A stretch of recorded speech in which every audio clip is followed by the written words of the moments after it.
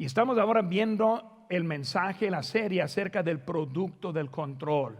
Busquen en sus Biblias, libro de Hechos, capítulo 9, y vamos a estar siguiendo viendo en eso. Ya sabemos que como que el control fue perdido llegando a la crucifixión, y luego después de la resurrección estableció el control de nuevo con la presencia de Cristo.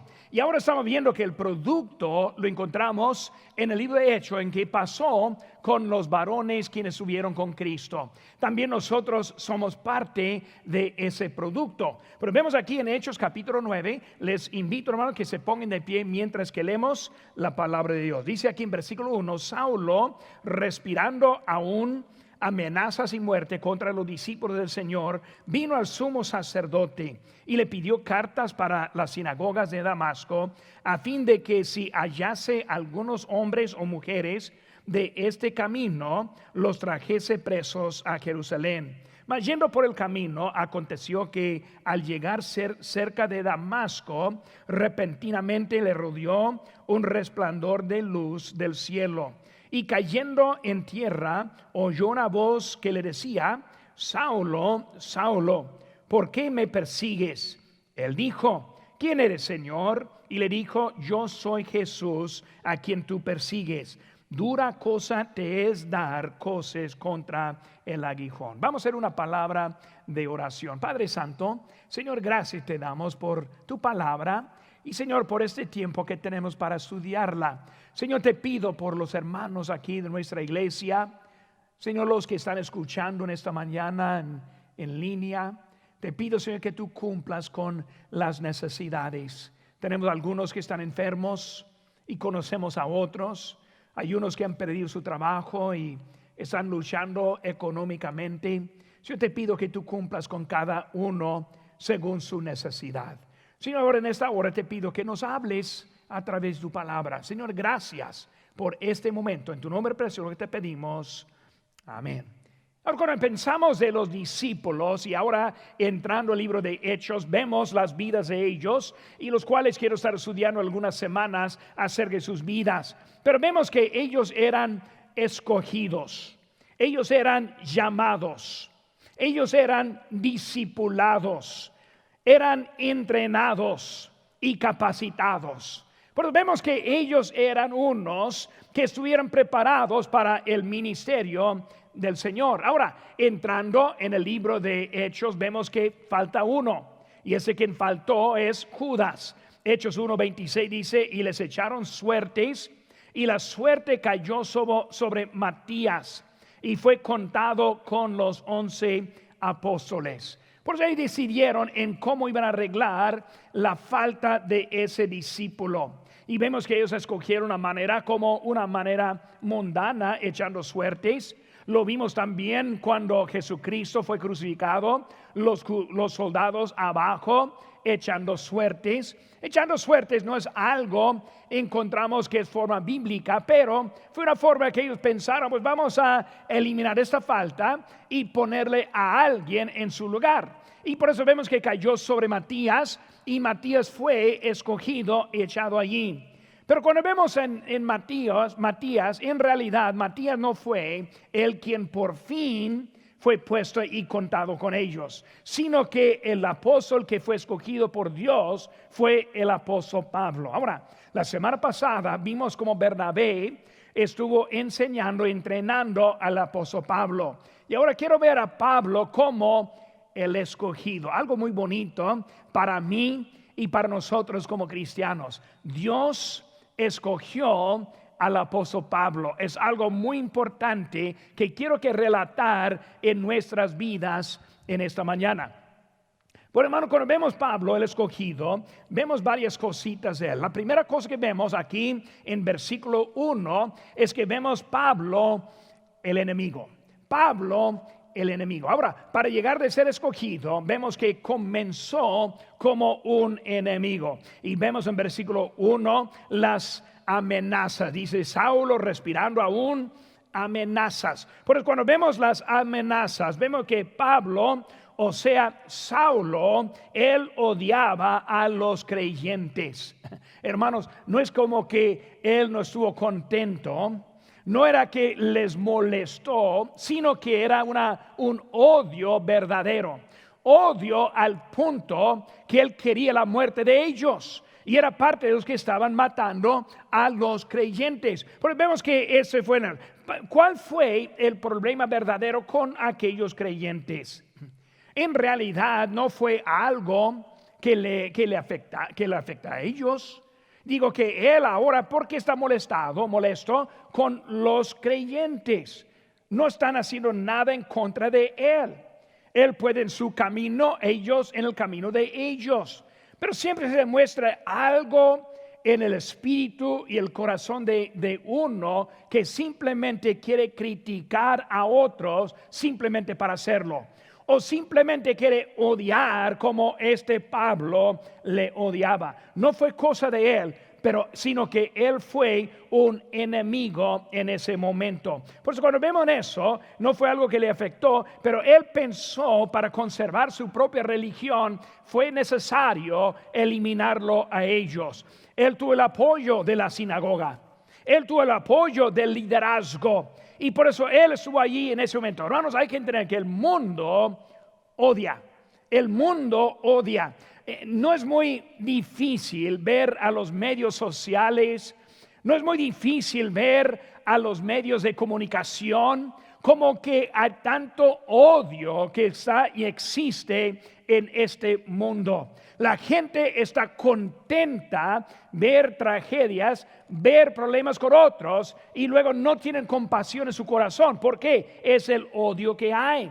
Dice en Juan capítulo 19, versículo 18, si el mundo os aborrece, sabed que a mí me ha aborrecido antes que a vosotros. Pero vemos que ahora Cristo está diciendo plenamente, les van a odiar a mí, a usted, a la iglesia, al cristianismo, viene el odio. Hoy en día esa misma actitud se demuestra en muchas maneras. Hermanos, la iglesia no es esencial según el gobierno en esta pandemia. Hay que recordar que los capellanes son esenciales en el militar en el tiempo de guerra.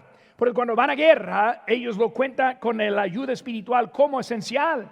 Pero en esta pandemia, los gobernadores, los que están haciendo las reglas, han decidido que la iglesia no es esencial. Hermanos, estamos viendo el odio.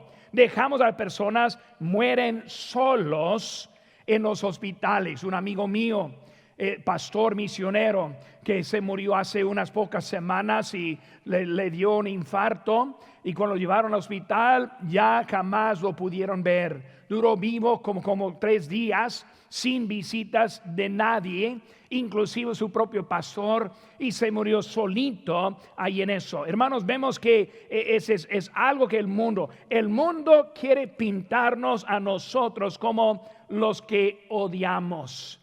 En Facebook vemos muchas caricaturas y cosas demostrando como nosotros odiamos. Hermanos, nosotros amamos. Nosotros predicamos el evangelio. Los cristianos aman a los del mundo. No aceptamos el pecado, pero sí amamos a los pecadores. Y por eso vemos que el mundo quiere pintarnos en una forma diferente. Ahora Pablo, o sea Saulo, fue un enemigo de la cruz de Cristo. Segunda cosa, hermanos, vemos que el amor de Dios produce la amistad. Algo muy interesante en eso. El amor de Dios produce la amistad. En Romanos 1:1 dice, Pablo, siervo de Jesucristo, llamado a ser apóstol, apartado para el evangelio de Dios. Vemos, hermanos, el amor de Dios produce la amistad. Éramos enemigos.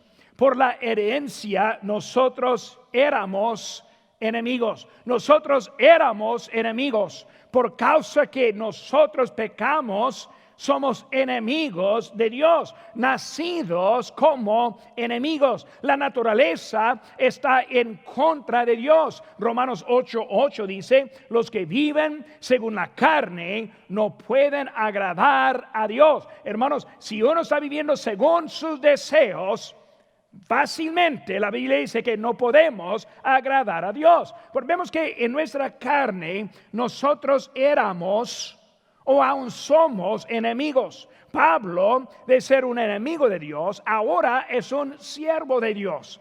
Algo cambió en su vida.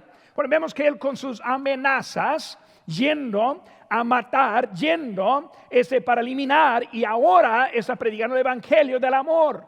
Por eso, hermanos, ese amor produce la amistad. ¿La amistad con quién? La amistad con Dios. Nosotros antes de Cristo somos o éramos enemigos de Dios. Con Cristo, ahora nosotros somos amigos de Dios. Ese amor de Dios produce la habilidad de ser un amigo de Dios. Romanos 5:10 dice, porque si siendo enemigos fuimos reconciliados con Dios por la muerte de su Hijo, mucho más estando reconciliados, seremos salvos por su vida. Por eso vemos, hermanos, que Pablo en sus amenazas mostraba que era enemigo. Y luego cuando entró Cristo en su corazón, de ser enemigo, ahora es amigo. Por eso, hermanos, ese amor de Cristo produce ahora una amistad con Dios en nuestra vida. Vemos, hermanos, también la misma amistad produce la enemistad. Algo curioso que estoy diciendo. Vimos ahora las amenazas y luego el amor produce amistad, pero la amistad produce la enemistad. Vemos ahora en Santiago 4:4 dice, oh almas adúlteras, ¿no sabéis que la amistad del mundo es enemistad contra Dios? Cualquiera pues que quiera ser amigo del mundo se constituye enemigo de Dios. Por eso, hermanos, el amor de Dios me hace amigo de Dios. Ahora, mi amistad con el mundo produce enemistad en contra de Dios, quien me hizo amigo. Poca de confusión en lo que estoy diciendo, pero vamos a ver lo que dice la palabra de Dios para explicar lo que hay. Hermanos, el amor de las cosas del mundo afecta nuestra relación con Dios.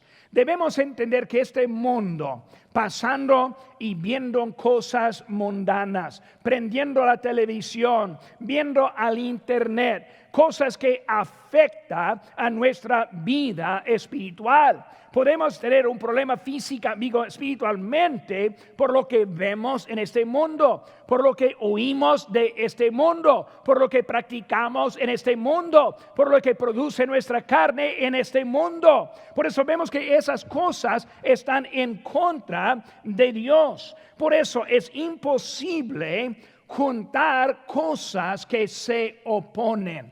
No es posible juntar cosas que se oponen. Dice la Biblia en Romanos 6:24, ninguno puede servir a dos señores, porque o aborrecerá al uno y amará al otro, o estimará al uno y menospreciará al otro.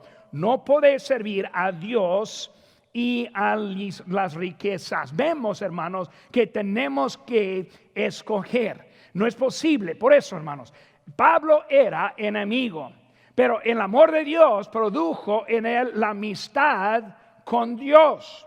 Pero si seguimos con amistades en el mundo, eso nos pone otra vez como enemigo de Dios. Por eso, hermanos, hoy en día hay cristianos que son salvos, pero viven su vida en la manera mundana. Ellos se cuentan como enemigos. ¿Por qué? Porque trae confusión en la vida de los del mundo.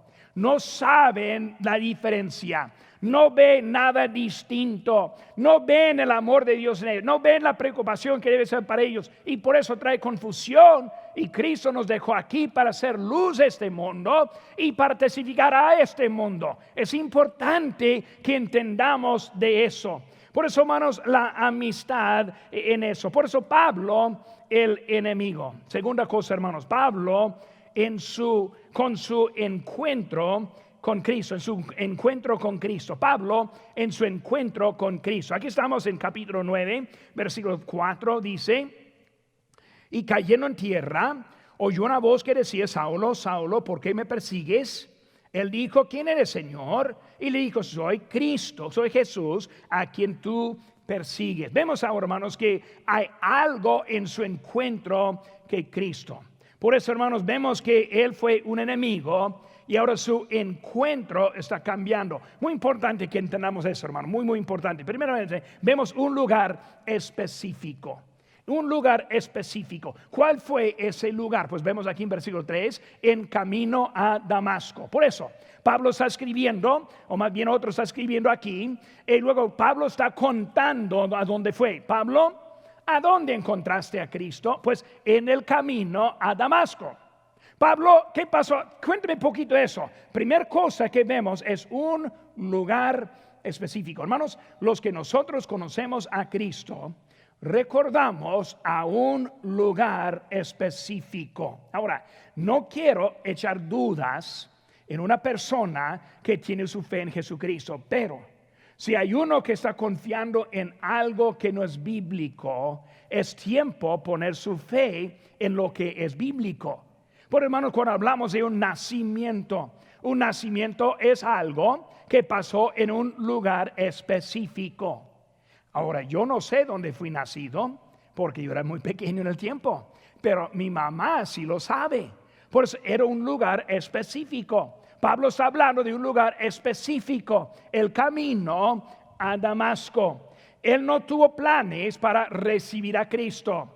Él no estaba buscando al Señor Jesucristo, sino hasta que él quiso hacer otras cosas que no eran de Cristo. Pero vemos que ese lugar específico es cuando que Cristo ahora le encontró a él. Porque vemos que ahora ese encuentro, ese lugar, hermanos, hay que recordar también la Biblia, un lugar como el carcelero de Filipos, recordando que como Pablo y Silas adentro cantando y luego el terremoto pasó, ese carcelero ahí estuvo recordando un lugar específico. Cuando recordamos la vida del eunuco con Felipe, estuvo en su carro caminando de regreso cuando algo pasó en su vida y fue en un lugar específico. Cuando yo recuerdo mi propia vida, hermanos, fue un lugar donde yo fui salvo.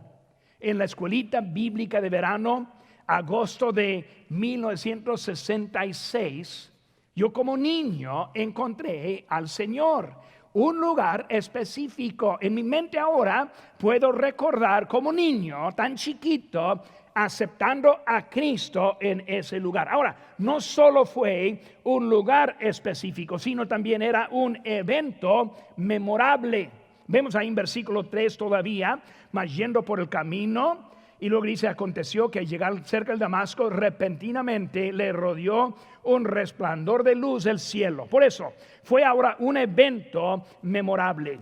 Luz del cielo, resplandor de luz, luz inmensa, luz impresionante, luz memorable. Porque vemos que ahora Pablo está allí describiendo acerca de su evento. Vemos un lugar específico, pero también un evento memorable.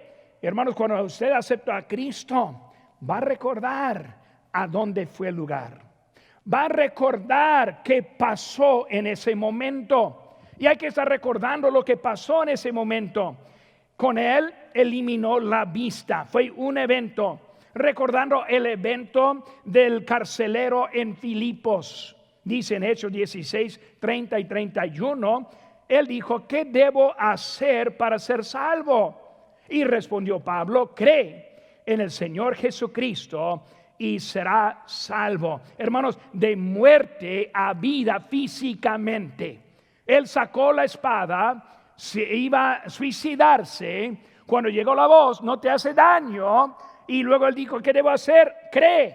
Por eso ese momento él recibió vida física, pero también vida eterna. Algo que pasó, un evento memorable. El evento de ese eunuco con Felipe en su carro. En Hechos 8:30 dice: ¿entiendes lo que lees? Está hablando de Felipe. Él dijo: ¿cómo podré si alguno no me enseñare? Entonces Felipe, abriendo su boca y comenzando desde esta escritura, le anunció el evangelio de Jesús. Hermanos, vemos cómo es la salvación, bien claro en ese punto. Él está diciendo, pues dijo Felipe, entiendo lo que estás leyendo, pues no sé, si nadie me enseña, no sé. Un niño, hermano, de chiquito, necesita a alguien que me hablara. Yo recuerdo el lugar, pero no solo el lugar, hermanos, sino que fue también un evento memorable. Yo llegando a una silla como esta, como un altar, y luego como un niño de 7 años de edad, arrodillado, y luego algo pasó en mi vida de memoria en ese momento. Hermanos, cuando uno es salvo, no solo es algo que pasó, no es solo que respondió, como dijo el eunuco, ¿cómo puedo? Si nadie me habla, ¿cómo puedo? Mi mamá me llegó en ese momento y me explicó cómo recibir a Cristo. Y hermanos, yo como niño recibí a Cristo.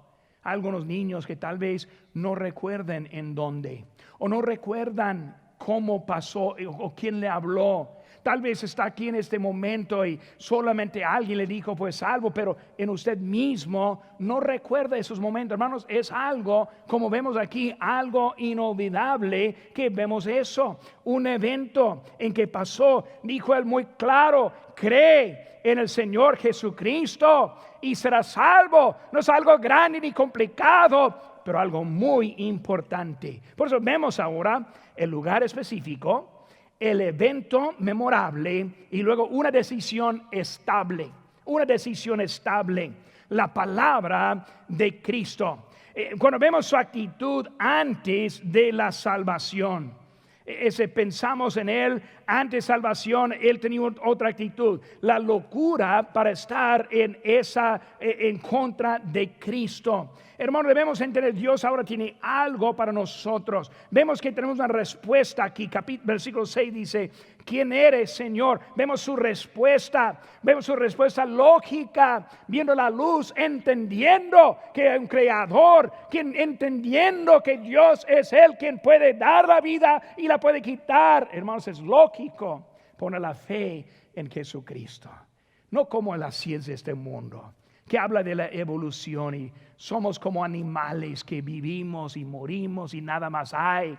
Hay que recordar, es Dios quien nos da y produce esa vida en Él. Hermanos, vino de una decisión. Cuando recordamos las decisiones, como con el carcelero, versículo 33 dice, y Él, tomándolos en aquella misma hora de la noche, les lavó las heridas y enseguida se bautizó él con todos los suyos. Vemos, hermanos, ese momento que él estaba llegando allí. ¿Cuál fue su decisión? Ahora que soy salvo, quiero seguir en el bautismo, quiero seguir en la obediencia.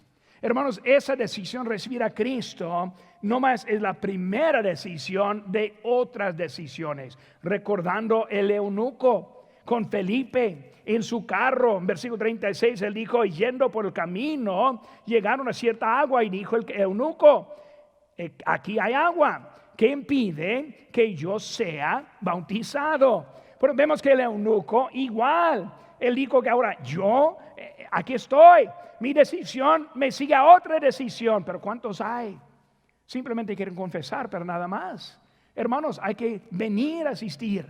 Hay que ir a las aguas del bautismo. Hay que seguir los pasos que Cristo presente a nosotros en nuestra vida. Por eso, hermanos, es lo que es el producto del control que hay en nuestra vida. Pablo, el enemigo. Vemos Pablo, el encuentro con Cristo. Y ahora Pablo, el siervo del evangelio. Aquí vamos a ir ahora a Romanos capítulo número 1. Busquen conmigo, hermanos, Romanos capítulo número 1. Y vamos a ver ahora el versículo número 1. Romanos 1:1 dice, Pablo, siervo de Jesucristo, llamado a ser apóstol, apartado para el evangelio. ¿Qué vemos con Pablo ahora en su evangelio? vemos su llamamiento. En su llamamiento, hermanos, era un llamamiento divino. Hay evidencia del llamamiento de Pablo, su liderazgo, su dirección, su cumplimiento. La evidencia, hermanos, hay en los llamados de los siervos de Dios. Los siervos llamados por Dios somos diferentes que como antes éramos. La confianza en su posición, no en sus habilidades, porque vemos a él primero aquí, Pablo, siervo de Jesucristo. Por eso no está hablando de que quiere ser elevado, sino algo que Dios le puso, es su llamamiento. Hermanos, no solo un llamamiento divino, sino también hay un llamamiento práctico. Ese llamamiento práctico es para todos. Dice en 2 Timoteo 1:9, quien nos salvó, hablando todos, y llamó con llamamiento santo, no conforme a nuestras obras, sino según el propósito suyo y la gracia que nos fue dada en Cristo Jesús antes de los tiempos de los siglos. Hermanos, la salvación produce, escuchen bien, produce un llamamiento. Ahora, igual como Dios llama a los predicadores, a los evangelistas, a los misioneros, muy bien, Dios llama a los predicadores, pero también Dios llama a los que son salvos. Ahora, no es el mismo llamamiento, ni el mismo tipo, pero es algo muy importante que entendamos ahora. ¿Cómo es que nos llama a nosotros? Salvación viene con un llamamiento, que significa un propósito. Vemos la importancia. Muchos cristianos nunca encuentran su llamamiento, o sea, nunca encuentran su propósito por lo cual que Dios les salvó. Hermano, Dios nos salva con propósito. No cada uno predicando aquí en el púlpito, pero con cada uno con llamamiento igual de importancia. Porque vemos que ese llamamiento práctica es muy importante. Hermanos, para encontrar ese llamamiento hay algo que hay que hacer. Hay que dejar, como Pablo, la religión, los deseos, el mundo, son cosas que él dijo que hay que dejar. Hay que dedicarse, ¿a quién? A Cristo, con un propósito, y luego también al mundo. Dejamos el mundo para ir al mundo. O sea, yo dejo lo que es del mundo, pero yo voy al mundo con el evangelio de Jesucristo. Eso es lo que está hablando del llamamiento. Cuando respondemos al llamamiento de Dios, produce en nosotros un cambio. Un siervo llamado, un siervo apartado. Vemos la posición. Antes del camino a Damasco era un enemigo. Después del encuentro vemos el sumiso, la sumisión. Y luego él ahora es fácil para ser guiado y capacitado. Hechos 9:6 dice, el Señor le dijo, levántate, entra en la ciudad y te dirá lo que debes hacer. Ahora está sumiso, ahora está listo para ser guiado y andar. Hermanos, contento estar en segundo lugar. Pablo estuvo contento. Es Bernabé y Saulo. Ananías, yo siguiéndole. Él estuvo contento involucrarse en la posición que fuera. Hay muchos que solo quieren posición. En la iglesia en Los Mochis hace años, un joven entró en la iglesia, habló conmigo y me preguntó, hizo la pregunta, ¿tiene asistente? Y yo dije, no, en ese tiempo no tuve asistente. Y él dijo, pues yo quiero ser asistente. Bueno, está bien, puede empezar a asistir primero, pero está bien. Y luego él dijo, pues, ¿cuánto paga? Yo digo, no entiende, ahora no paga nada.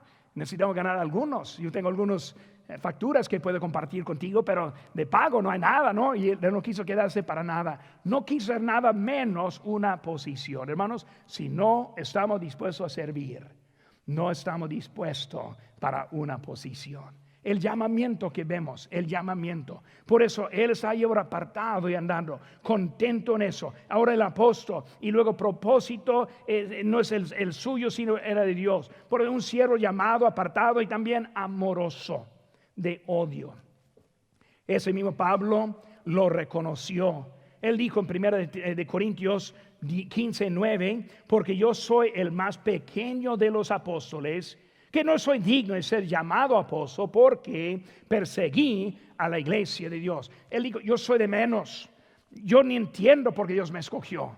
Y hermanos, cualquier predicador que hay, cualquier pastor que hay, somos iguales, no entendemos por qué Dios nos escoge, por qué Dios nos usa, es de Él, yo voy a seguir como Él me manda, pero hermanos, hay que entender que es de Dios que viene ese llamamiento. Pero vemos que Él ahí está, un siervo llamado, apartado y amoroso. Este mundo, hermanos, hay puro odio, hay disfraces del amor, pero nada más. Al amor, hermanos, vemos que el único amor es el amor de Cristo, no el amor de la religión, sino solo de Cristo. Ahora vemos al punto ahora que quiero relatar muy bien. Primero Pablo, el enemigo, el encuentro con Cristo, con el siervo del evangelio. Ahora último es Pablo el escogido. Una palabra que quiero explicar ahora, que es muy importante que entendamos. El escogido.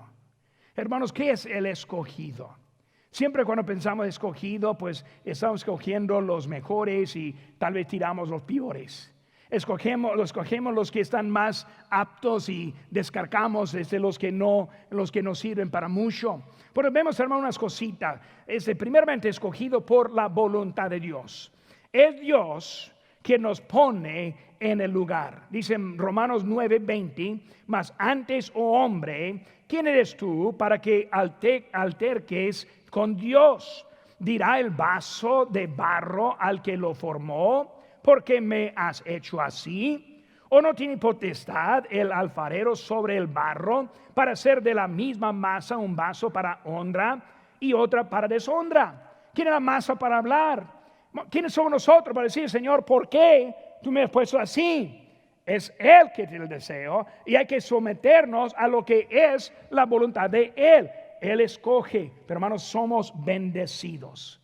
Gracias a Dios por cada uno de ustedes en esta mañana. Hermanos, nosotros somos bendecidos. Dios les puso aquí. Somos bendecidos. Gracias a Dios por escogerme a mí y ponerme aquí en la iglesia de Lancaster, hermanos. Dios me ha bendecido a mí. Somos bendecidos en el plan de Dios. Gracias por sus bendiciones. Hermanos, somos escogidos para tener la victoria. Para tener la victoria. 1 Corintios capítulo 1. Busquen conmigo, hermanos. 1 Corintios capítulo 1, versículo 2 dice: a la iglesia de Dios que está en Corinto, a los santificados en Cristo Jesús, llamados a ser santos con todos los que en cualquier lugar invocan el nombre de nuestro Señor Jesucristo, Señor de ellos y nuestro. Vemos, hermanos, ahora escogidos para tener la victoria. La iglesia en Corinto es una manera de victoria. Esa iglesia no existía cuando Cristo aquí estuvo en el mundo, pero ahora vemos victoria, santificados en Cristo. Hermano, santificación es victoria, nos aparta, nos pone para Él. Es algo bonito que nos da. Invocamos el nombre del Señor, victoria, hermanos. Por eso Él nos pone aquí para tener la victoria, hermanos. Él escoge para tener la vida eterna. Aquí es algo muy importante. Nos escoge. Nos escoge. Me escogió a mí para ser salvo. Pero pastor, ¿qué está pasando con los que no son salvos? ¿No son escogidos? ¿Ellos son dejados al lado? ¿Es propósito de Dios que ellos sean condenados? Buena pregunta. Vamos a ver lo que dice la Biblia. Hermanos, nosotros no vemos a nadie en la Biblia escogido para ir al infierno. Solo vemos los que son escogidos para la salvación. Hermanos, Dios no tiene placer en castigarnos ni juzgarnos. Dice la Biblia en Ezequiel 18, una pregunta: ¿quiero yo, hablando Dios, la muerte del impío? Dice Jehová el Señor, no vivirá si se apartare de sus caminos. Él está haciendo una pregunta. ¿Quiero yo la muerte del impío? Él contesta esa pregunta ahí también. Dice: mas el impío si se apartare de todos sus pecados que hizo y guardare todos mis estatutos e hiciere según el derecho y la justicia, de cierto vivirá y morirá. Dios está diciendo simplemente: yo no tengo placer en el castigo de los hombres. Yo quiero que todos se arrepientan. Yo quiero que todos pongan su fe en Cristo. Yo estoy abriendo la oportunidad a toda la humanidad. Vemos, hermanos, que está diciendo: nos escoge según su conocimiento y no según su selección. Déjame repetir eso. Nos escoge según su conocimiento, no según su selección. ¿Qué estamos diciendo? Dios sabe todo. La persona que está escuchando en ese momento, que no conoce a Cristo como su Salvador personal, él sabe si al final de este culto va a aceptar a Cristo o no. Él sabe si va a seguir a Él o que no. Por eso vemos que está según su conocimiento. Dice en Romanos 8:29: porque a los que antes conoció, también los predestinó para que fuesen hechos conformes a la imagen de su Hijo. Dios quiere que tengamos la vida eterna. Si está escuchando en esta mañana, hay que entender: Dios te ama. Dios te quiere escoger, pero tiene que venir a Él. En esta mañana yo le animo a que acepte a Cristo como su Salvador. Nosotros, los creyentes, somos producto. Antes, como Pablo, un enemigo, hasta el encuentro con Cristo, la salvación, y luego sirviendo del Evangelio, y luego siendo escogidos para el servicio de Dios.